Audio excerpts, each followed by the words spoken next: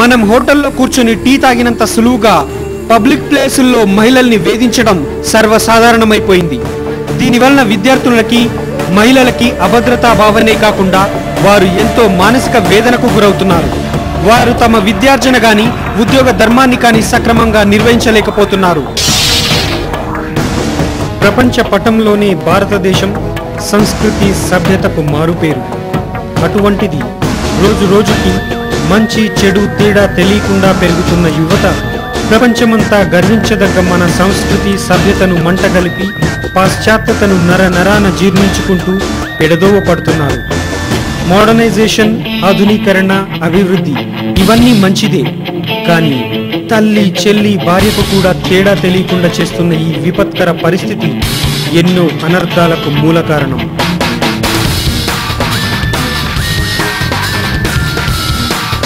ఆడపిల్లల్ని అదే పనిగా చూస్తూ ఉండటం, వారిని ఫాలో కావటం, వీలైతే వారిపైన రకరకాల కామెంట్లు చేయటం ఇది ఈనాటి కాలేజీల్లో హద్దుమీరిన విష సంస్కృతి.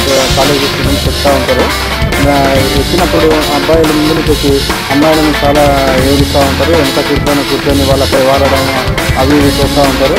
తర్వాత అమ్మాయిలు ఎంతో జాగ్రత్తగా ఉన్నా కానీ అబ్బాయిలు వాళ్ళని వేధించడం, వాళ్ళని నేర్పించడం అలాంటివి చేస్తుంటారు. ముందు వచ్చి డ్రైవర్ని కూడా డిస్టర్బ్ చేస్తూ ఉంటారు. చెప్తేనేమో 1-2 సార్లు డ్రైవర్ని అయితే మళ్ళీ తిరగబడతా ఉంటారు.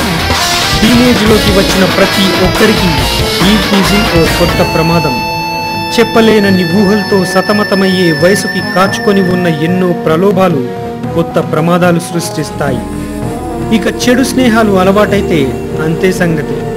కోరికలు పక్కదారి పట్టించి పక్క చూపులు చూసేలా చేస్తాయి. ఆ అమ్మాయి నీకు తగిన జోడీరా అంటూనో, లేక ఈ అమ్మాయి మనలో ఎవరికి సూట్ అవుతుందో అంటూ మొదలయ్యే స్నేహితుల కామెంట్లు చివరికి ఆ అమ్మాయిల వెంటపడి వేధించేంత వరకు తీసుకెళ్లే ప్రమాదం ఉంది. సంవత్సరానికి ఈ విధమైన ఈవ్ టీజింగ్ కేసులు సుమారు 6,000 వరకు నమోదయ్యాయంటే పరిస్థితి ఎంత తీవ్రంగా ఉందో అర్థం చేసుకోవచ్చు.